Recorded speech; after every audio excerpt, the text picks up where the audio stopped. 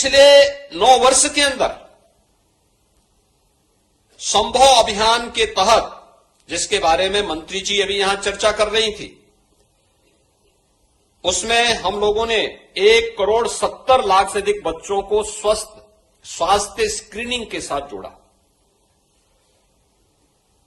1.5 लाख बच्चों में से 80% से अधिक बच्चे अभियान की अवधि के अंदर ही कुपोषण से मुक्त होकर के सुपोषित हुए हैं।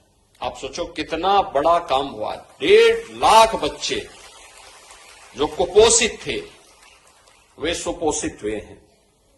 और स्टंटिंग जो बौनापन है 48% से घट करके 37% हो गया है, यानी 11% की उसमें कमी आई है।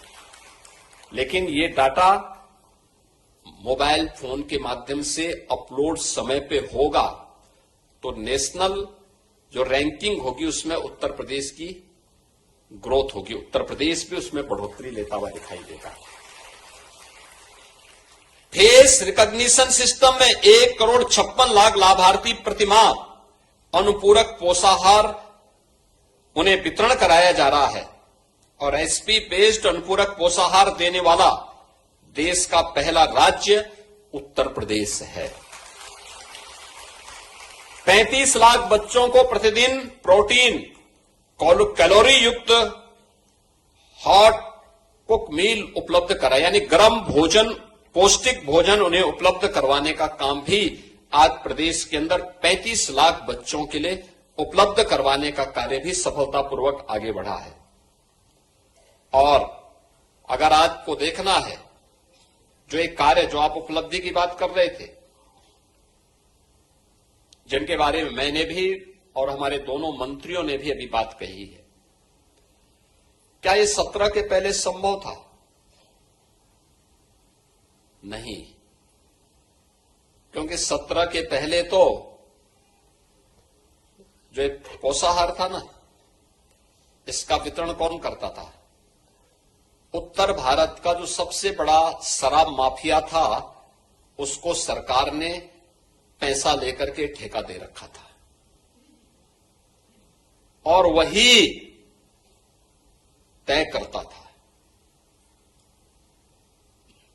वही ये तय करता था। मैं भौचक था जब 17 में सरकार बनी, तो मैं इस बात को लेकर के भौचक था कि जो सबसे बड़ा शराब माफिया है वह महिला और बाल विकास विभाग में भी घुसा हुआ है। जब मुझे जानकारी मिली, मैंने कहा भी ये तो शराब माफिया है, शराब माफिया का यहां क्या काम? लेकिन नहीं, सब काम वही करता था, रेसिपी वो तय करता था। कहीं पहुंचता था, कहीं नहीं पहुंचता था। इतना खराब गुणवत्ता देखने को मिलती थी कि खाने की स्थिति नहीं होती थी किसी की, और इसीलिए तो यूपी बीमारू था। ये बीमारूपन का, जब बचपन ही कुपोषित हो तो राज्य को तो बीमारू होना ही होना था। ये पाप कौन करता था? ये लोग वही पाप करने वाले लोग हैं जो जाति के नाम पे समाज को बांट करके समाज की सुरक्षा में भी सेंध लगाने का काम करते हैं और बच्चों और कुपोषित माताओं के पोषाहार पर भी डकैती डालने का काम करते थे। ये वही लोग हैं जो आज नाराबाजी करके अव्यवस्था पैदा करते हैं।